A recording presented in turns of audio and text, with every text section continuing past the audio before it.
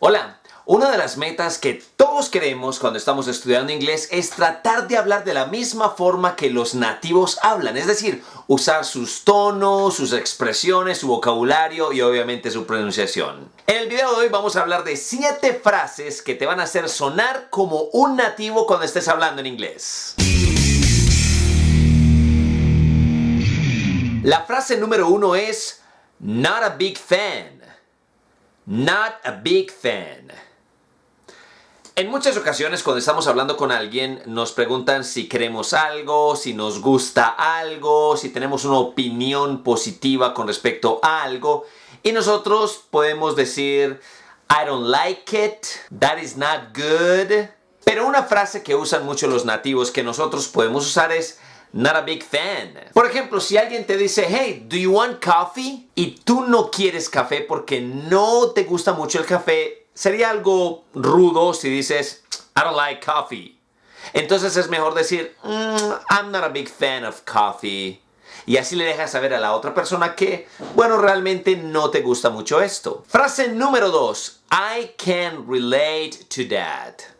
Caso contrario, cuando estamos hablando con alguien y queremos decirle a la otra persona que, ¿sabes qué? A mí me gusta ese tema, a mí me gusta esa canción, a mí me gusta eso que está pasando, podemos decir, I can relate to that. Por ejemplo, si en medio de una conversación alguien dice, a mí me encanta viajar, a mí me fascina viajar, en vez de tú decir, oh, me too, o decir, oh, I like to travel too, tú puedes decir, I can relate to that, because I love to travel as well. Frase número 3.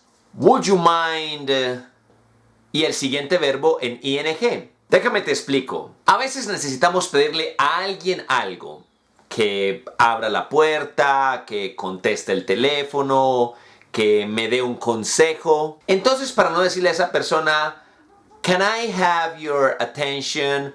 Can you open the door? Can I ask you something? Yo puedo usar would you mind, que traduce como ¿te importaría si...? Por ejemplo, ¿quieres que alguien abra una ventana? Entonces no quieres decir can you open the window porque suena como si estuvieras mandando a la otra persona. Entonces puedes decirle would you mind opening the window? Como puedes ver, ese verbo tiene que ir en ing. Todos los verbos que vayan después de would you mind van con ing. Would you mind giving me a piece of advice? Would you mind doing this for me? Vamos a suponer que estás con una persona y estás tratando de estudiar y la otra persona está hablando por teléfono muy fuerte y tú le dices, would you mind? La otra persona va a entender inmediatamente que algo te incomodó porque le estás diciendo como, oye, ¿te importaría? Porque la otra persona va a entender, I'm sorry. Frase número 4. So, what do you do for a living? Es muy común que cuando estamos hablando con otra persona le preguntemos por ¿en qué trabaja? ¿Qué hace? ¿En qué se desempeña? ¿Qué hace en su tiempo libre? ¿Cómo recibe su dinero? Seguramente tú sabes decir what's your job? Pero como te vengo diciendo, eso no suena muy educado porque suena muy brusco. What's your job? Por eso una mejor frase sería decir what do you do for a living? ¿Qué quiere decir? Oye, ¿y tú qué haces para vivir, para conseguir dinero? Además es una muy buena frase para comenzar una conversación. Hey, what do you do for a living? Frase número 5. I would love to hear your opinion about this. Estás en medio de una conversación, hay un tema que sale y comienzan a hablar de él y tú quieres preguntarle la opinión a la otra persona, pero ya no quieres decir el típico what's your opinion? O what do you think? Una frase que te va a hacer sonar mucho mejor, como que sabes mucho más inglés, sería I would love to hear your opinion about this. La otra persona va a entender que lo que quieres es escuchar la opinión con respecto al tema del cual se está hablando. Número 6. I better get going.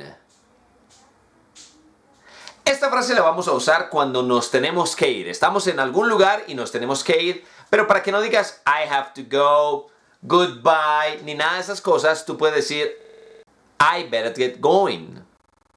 ¿Qué quiere decir? Yo mejor me voy yendo. Número 7. I'm freaking out. Esta frase tiene muchas connotaciones. Generalmente cuando estás muy preocupado, cuando estás muy nervioso, tú puedes decir I'm freaking out. Pero también la puedes usar, por ejemplo, cuando estás perdiendo tu paciencia. Cuando, por ejemplo, hay alguien que te está molestando mucho y tú le dices al otro, hey man, I'm freaking out here. También puede ser usada para decir que tienes miedo. Estás en una casa donde empiezas a escuchar sonidos raros y tú dices, alright, I'm freaking out. O perdiste tu billetera. Oh my God, I'm freaking out right now. Antes de irme te voy a dar 2 bonus track, es decir, 2 frases más que te van a servir mucho. La primera sería, it turns out that. ¿Qué quiere decir? Resulta que. Estás conversando con alguien, vas a comenzar a contar una historia y generalmente en español decimos mucho, mira, resulta que yo estaba y... En inglés ese resulta que sería it turns out that. Y ahí puedes continuar el resto de tu historia. Y el bonus track número 2 sería do you have a minute? Si tú necesitas hablar con alguien a solas y estás en medio de algunas personas, por ejemplo, pues seguramente en el inglés que ya tienes en la cabeza pensarías que lo mejor sería decir I need to talk to you. Pero yo creo que ya todos sabemos que en inglés, en español o en cualquier idioma decir como necesito hablar contigo siempre va a ser algo miedoso. Entonces, una manera de aligerar ese momento incómodo donde tienes que decirle a alguien, oye, necesito hablar contigo, sería decirle, hey, do you have a minute? La otra persona va a entender no que le estás pidiendo un minuto, sino que estás pidiéndole un minuto de su tiempo. Es decir, necesitas hablar con él o con ella por un tiempo y ojalá en privado.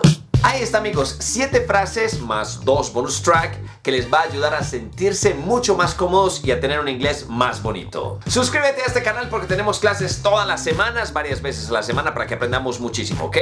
I'll see you later, my friends.